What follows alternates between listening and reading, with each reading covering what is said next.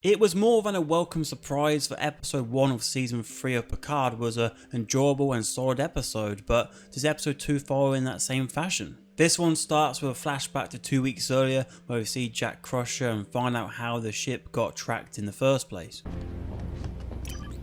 Reach out to the marked woman. We found him.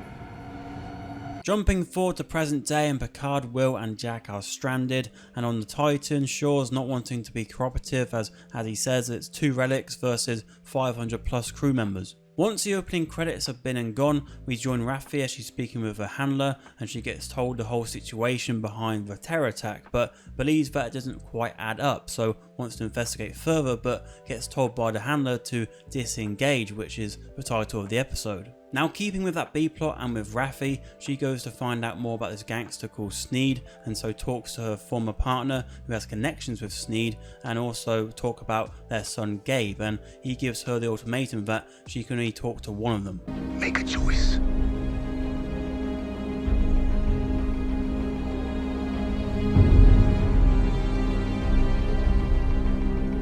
At this point of the episode, I was thinking to myself, every time we go to this B storyline, it completely slams the brakes on the episode, but luckily, it does have a better conclusion. Raffi meets with Sneed and he's proper suspicious that she's part of Starfleet, so gets her to do this drug called Splinter to try and prove that she's not, but then she says that she works for Toluco and he's got his head. With it all looking doom and gloom for Raffi, she gets saved last minute by Worf, who comes in and absolutely kicks ass. With all these gangsters now cut up, Worf escorts Raffi away, and while doing so reveals that he is in fact the handler. I told you, do not engage.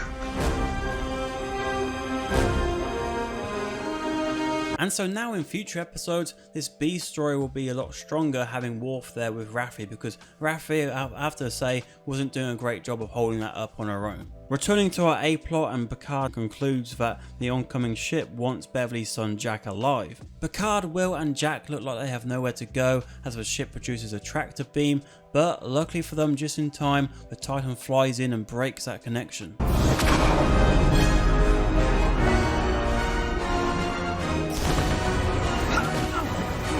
Sir, tractor beam is broken. Red alert! Helm, hold position. The 3 of them eventually get beamed on board the Titan, and then we get this scene which reminded me a bit of Spider-Man, where Riker, Picard and Shaw all respond to Captain. Captain! What? Peter! Yeah? Oh, sorry. Did you mean that? Or Peter. we're all called Peter, Peter. Peter Parker? Same again, we're all Peter Parker. We then get introduced to the captain of this menacing ship, and that is Captain Vadic. She explains that Jack Crusher is a lawbreaker and he's got a bounty on his head, and she wants to be an open book, so agrees to lower her shields and let her ship be scanned, and they mention that there's something loaded in a primary position in the bay. What is that? I don't know. It all starts to escalate as she throws a ship at them. If you have any poo, fling it now.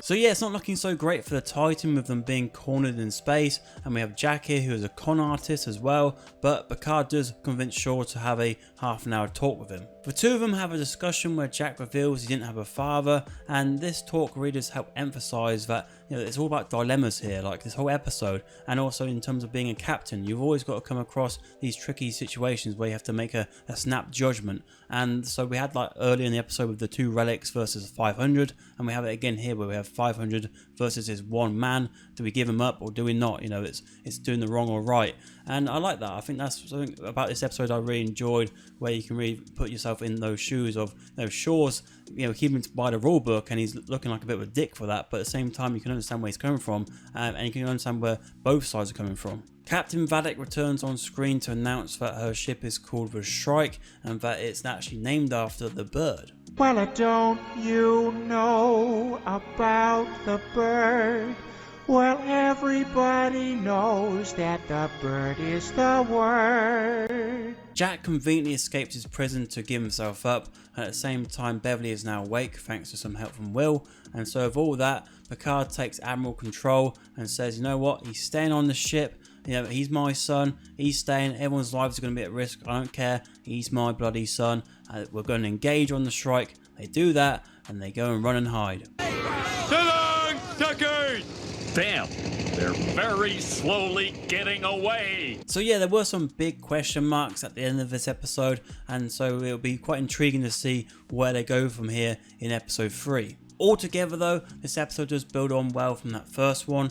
I don't think it is as good as that one, but it's still entertaining and it still does a nice job of prolonging the story. In terms of the character Captain Vadic, I think she's walking quite a tight line right now, and one where I think I need some more time with her before I can give a proper judgment on her. So yeah, episode 2 was a satisfying continuation of the story, but there are some hiccups here and there where if they do become more powerful, it will become an issue. But what do you think? Is this season moving in the way you'd like it to, or do you think it needs to change course? Let me know in the comments below. And from Star Trek to Marvel, on screen right now is our review for Ant-Man and the Wasp: Quantumania.